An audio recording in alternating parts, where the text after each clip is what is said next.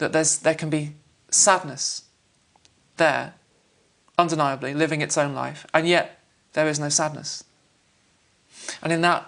But it's a lack of identification primarily, isn't it? Yeah. It's like you see the camera, but somehow, okay, you may feel at one with the camera. I don't know how you look at that. I feel the very much cameraman, at two with Craig the camera. over there, but you're watching. Is that right? You're watching something. Is that the right way of putting it? Maybe it's not. All this is, it's being registered. It's like it's effortless. You know, we think that we need to do this. We think that we need to do the hearing. We think that we need to do the seeing. We think that we need to do the breathing. Actually, this is all happening effortlessly. There's an intelligence happening here that's so... It's completely beyond the mind. The mind has no hope of grasping this. But it's what is beating the heart, you know, and it's what's breathing. But that's the human body, which is an incredible, intricate mechanism. Yeah. And the point is, the human body, the body doesn't need us. It's the hardest thing to see. I understand that. Yeah, the body doesn't need us. We are really irrelevant. It doesn't need our seeking. It doesn't need our suffering. It doesn't even need our identity. You know, it functions effortlessly without us. It's the hardest thing to see to someone who's so attached to their teachings and their becoming someone, to see that really you're irrelevant. You know, you're absent. You're absent.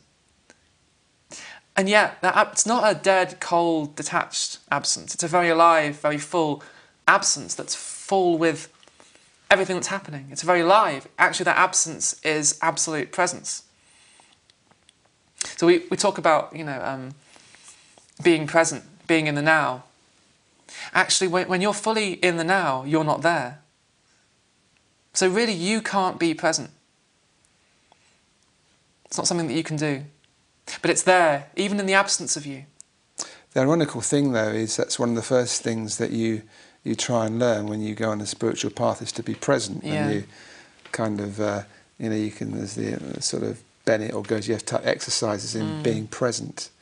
So you're not spacing out, because most of us, it's not that we're, you know, you talk about being absent, but we're really absent because we're spacing out and thinking about something else. That's the thing. That's the and thing. It's almost as if you have to learn to try and be present. And I say try and be present because that's possibly right. You can't be completely present, but there's somehow a mechanism in doing that which brings you, ironically, closer to being present than when you're just spacing out and thinking about something else and being completely unaware. Yeah. But actually what was seen over here was that there was only presence. There's only presence. And it's not something that we have, so we can't lose it. And everything is happening within that.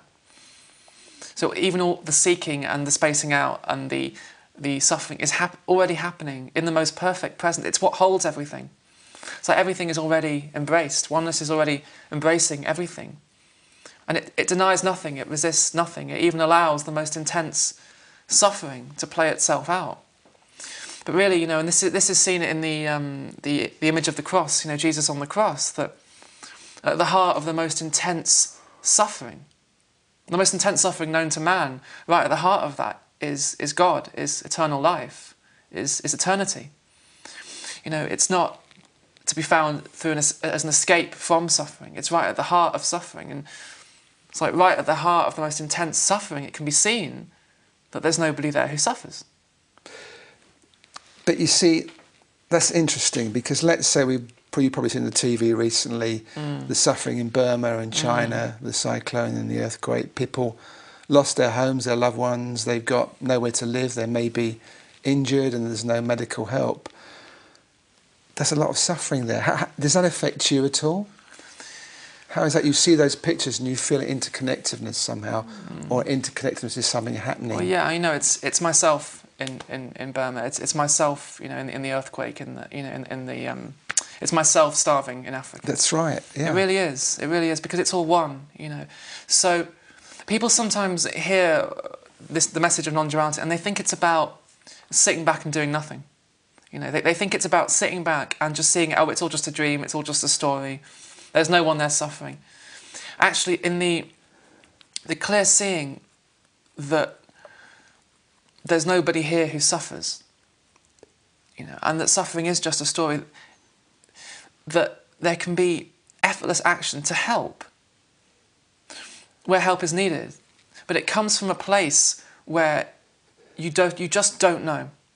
It comes from a place of not knowing. You know, it's like, I mean, the way I say it sometimes, it's like oneness recognises itself in that starving child and moves to help itself. Not because I'm a separate person, oh, I feel pity for you and I need to be a good person, so I'm going to help you. You know, it's not, that's nothing to do with it.